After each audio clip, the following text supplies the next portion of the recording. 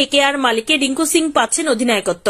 গত 31শে October retention তালিকা প্রকাশ করেছে কলকাতা নাইট রাইডার্স। বড়সড় চমক দিয়েছে 2024-এর আইপিএল চ্যাম্পিয়নরা।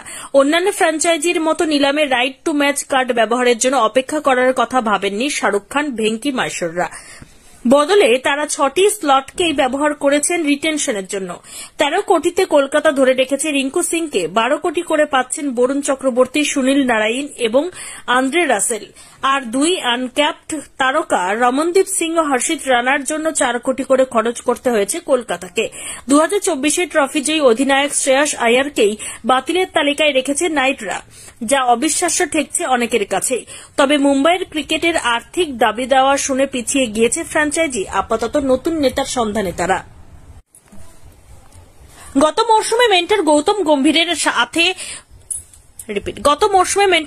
গম্ভীরের সাথে অধিনায়ক শ্রেয়াস আয়ারের কেমিস্ট্রি মনে ধরেছিল নাইট ভক্তদের। দুজনের যৌথ প্রয়াসে আইপিএল ট্রফি জিততে পেরেছিল কলকাতা নাইট রাইডার্স, কিন্তু বছর ঘোরার আগেই দুজনেই ছাড়লেন কলকাতা শিবিরের অন্তর্মহল। গম্ভীর অবশ্যই সরে দাঁড়িয়েছেন টিম ইন্ডিয়ার কোচ হিসেবে দায়িত্ব পাওয়ার পর। শ্রেয়াসের ক্ষেত্রে বাধা হয়ে দাঁড়ালো অর্থ। সংবাদ মাধ্যম রেভার স্পোর্টসকে দেওয়া একটি সাক্ষাৎকারে নাইট সিইও ভেঙ্কি মাইসোর জানান যে রিটেনশন তালিকায় সবার উপরে নাম ছিল শ্রেয়াসের, কিন্তু তিনি উদ্যম নিয়ে রিলিজ নিয়ে নেয়। সূত্রের খবর যে অন্তত 2টি ফ্র্যাঞ্চাইজি তাকে আশ্বাস দিয়েছে যে বিপুল অর্থ খরচ করা হবে তার জন্য। পাশাপাশি মিলবে অধিনায়কত্ব। সেই কারণেই কলকাতার সাথে সম্পর্ক ত্যাগ করার কথা ভেবেছেন তিনি। শ্রেয়াসের বিদায়ের পর কলকাতা নাইট রাইডার্সের সামনে খোলা ছিল 2টি রাস্তা। যে 6 জনকে ধরে রাখা হয়েছে তাদের মধ্যে থেকেই কাউকে নেতা হিসেবে নির্বাচন করা, অথবা অধিনায়ক বাছাইয়ের জন্য নিলাম অবধি অপেক্ষা করা। শেষমেশ প্রথম পন্থাটাই বেছে নিলেন শাহরুখ খানরা। রিটেনশন তালিকার মধ্যে থেকে খুঁজে পেলেন ফ্র্যাঞ্চাইজির পরবর্তী নেতা। অধিনায়কত্বের দৌড়ে ছিলেন আন্দ্রে রাসেল বা সুনীল নারায়ণও, কিন্তু 2 ক্যারিবিয়ান তারকারই নেতা হিসেবে ট্র্যাক রেকর্ড বিশেষ ভালো নয়।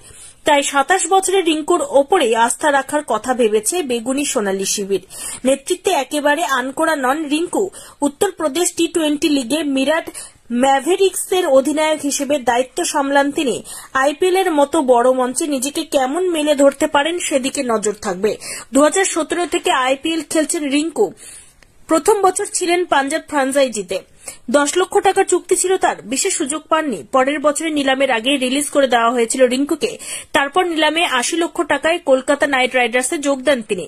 প্রথম কয়েক বছর তিনি কাটিয়েছেন কেবলই রিজার্ভ বেঞ্চে, কিন্তু ফ্র্যাঞ্চাইজি তার উপর যে আস্থা রেখেছিল তার প্রমাণ মেলে 2022 সালের মেগা অকশনে। প্রথমে রিলিজ করে দেওয়া হলেও পরে 55 লক্ষ টাকায় রিঙ্কুকে দলে ফেরায় কেকেআর। আত্মবিশ্বাসী রিঙ্কু এরপর জাত চেনানো শুরু করেন 22 গজে। 2023-এ গুজরাট টাইটান্সের বিরুদ্ধে টানা 5টি ছক্কা মেরে নায়ক হন তিনি। তার সেই ধুমধুমার পারফরম্যান্সেরই সুফল পেলেন তিনি। এক ধাক্কায় প্রায় 25 গুণ